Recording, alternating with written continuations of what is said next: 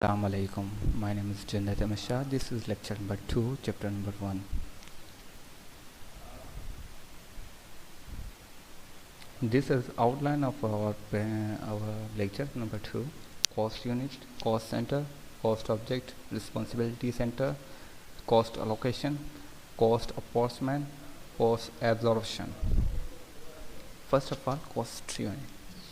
तो cost unit क्या होता है? Basically it's the unit of measurement का यूनिट होता है जिससे हम मेजर करते हैं कि एक यूनिट पे कितनी कॉस्ट आ रही है और उसे हम कैलकुलेट करने की कोशिश कर रहे होते हैं। ठीक है, जैसे कि हम कोई ब्रिक्स बनाते हैं, ब्रिक्स का हम यूनिट में ब्रिक्स का एक एक यूनिट जो है ना उसकी कॉस्ट मालूम कर रहे होते हैं। ठीक है, एक यूनिट पे कितनी कॉस्ट आ रही है।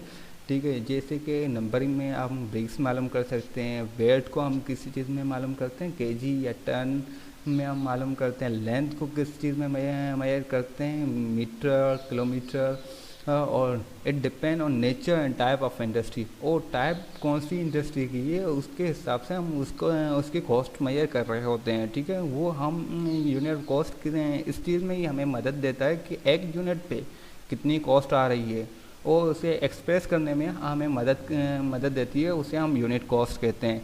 और इसका मेन पर्पस क्या होता है? हमें कॉस्ट में it is selecting cost is to express cost per unit cost कितनी आ रही है उसे मालूम करने में हमें कॉस्ट यूनिट में मदद देता है। ठीक है, इसके दो टाइप्स हैं, यूनिट ऑफ प्रोडक्शन और unit of service. Unit of production में कौन क्या चीज़ है? ये मैन्युफैक्चरिंग इंडस्ट्री में तकरीबन ये यूज़ होता है। जैसे कि ब्रेक्स बनाने वाली इंडस्ट्री है तो वो उसमें उसकी कॉस्ट कैसे मेजर करते हैं? पर 1000 ब्रेक्स की कितनी कॉस्ट आ रही है, पर 100 के ब्रेक्स की कितनी कॉस्ट आ रही है।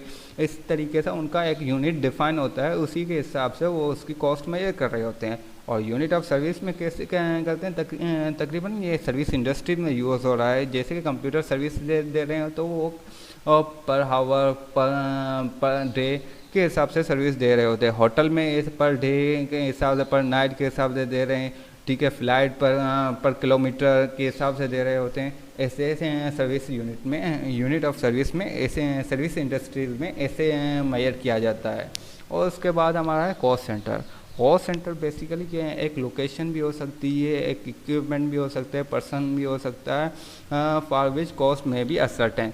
बेसिकली हम उसकी ट्राई करते हैं, कोशिश करते हैं कि उसकी कॉस्ट मेजर कर सकें। ठीक है, और उसे कॉस्ट को कंट्रोल करने की कोशिश करते हैं। ठीक है, the main purpose of the ascertain in the cost of cost centre is to control the cost and fix the responsibility of persons in charge of cost center for control the cost of the center। Basically इसमें क्या होता है कि हम एक fix करते हैं, कोई पर्सन को फिक्स करते हैं या कोई मशीनरी होती है उसकी हम सर्टेन उसकी कॉस्ट मेजर करने की कोशिश करते हैं। उसके बाद हम उसकी कंट्रोल करने की कोशिश करते हैं।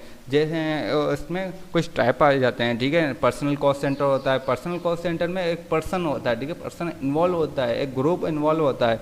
जैसे कि मशीन ऑपरेटर, मशीन को कौन ऑपरेट करता है? मशीन जो ऑपरेटर होता है। ठीक है, तो वो ऑपरेटर क्या है? कॉस्ट सेंटर है। उसकी कॉस्ट क्या आ रही है और उसे हम कंट्रोल कैसे करेंगे वो हम पर्सनल कॉस्ट सेंटर में देखते हैं। ड्राइवर ऑफ वैन, ड्राइवर क्या है? ये कॉस्ट सेंटर है।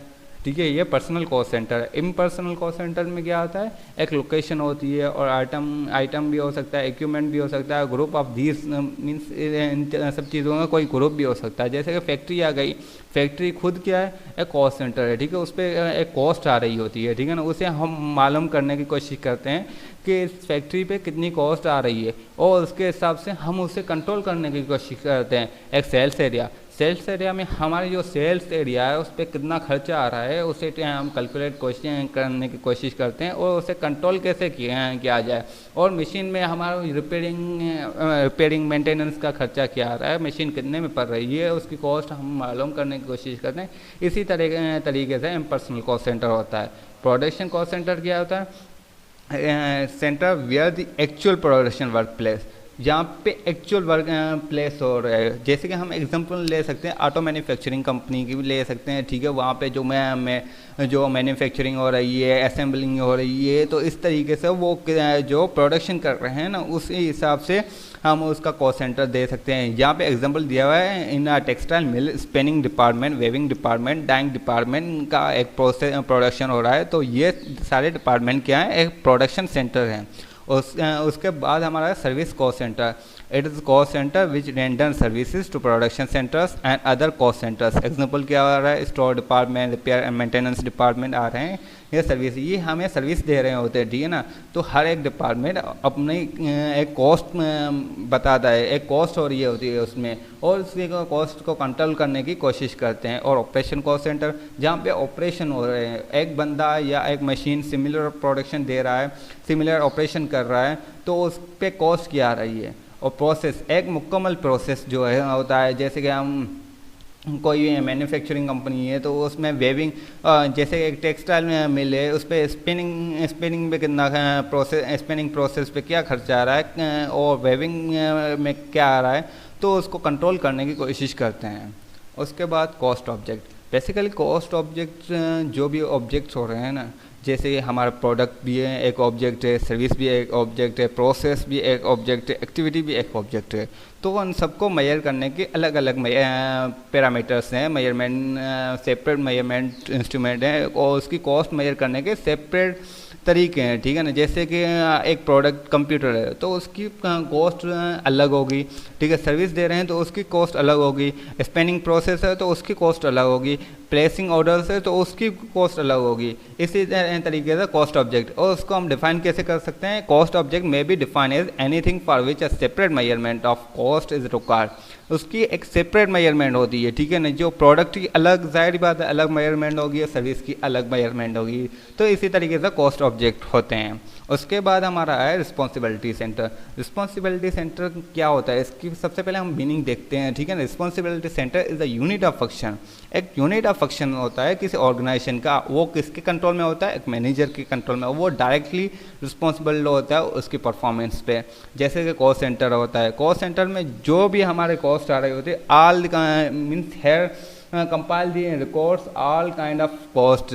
कॉस्ट सेंटर में हम हर किस्म के जो भी कॉस्ट आ रही होती है उसे एक्यूमुलेटेड करते हैं। रेवेन्यू सेंटर में क्या होता है, रेवेन्यू सेंटर में all purpose only accumulate the revenue, यहाँ पे सिर्फ रेवेन्यू एक्यूमुलेट किया जाता है, ठीक है।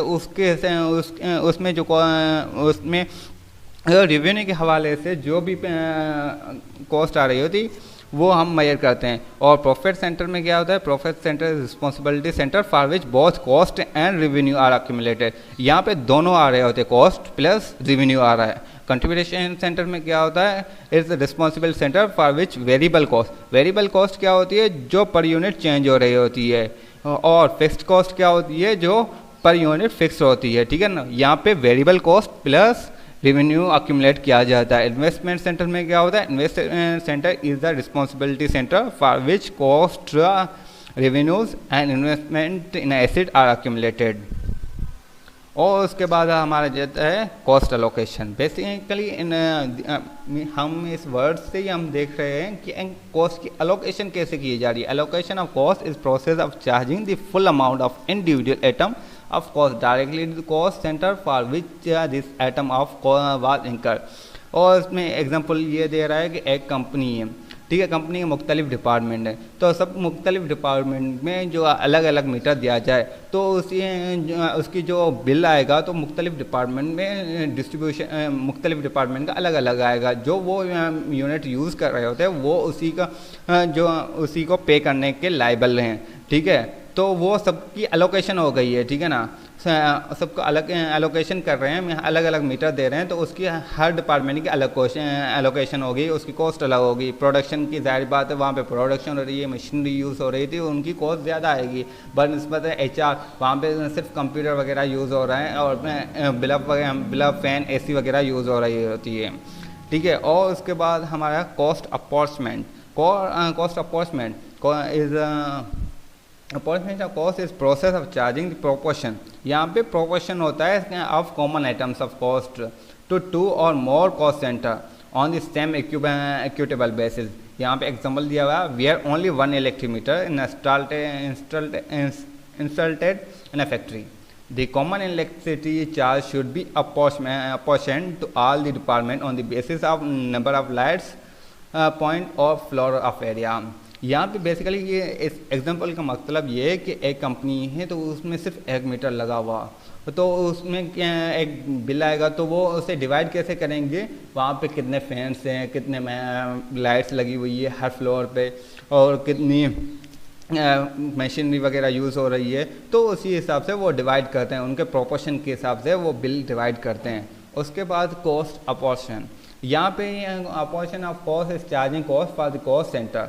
यहाँ पे वो चार्ज होती है कॉस्ट सेंटर की टू प्रोडक्ट और service by means of absorption rate which is calculate. वो किस चीज़ पे मेजर करते हैं, ऑब्जर्वेशन डेट पे। वो कैसे मेजर होती है, जो total cost of cost centre होती है उसे डिवाइड करते हैं क्वांटम ऑफ द बेस, तो उससे हमें मालूम हो जाता है कॉस्ट ऑब्जर्वेशन रेट।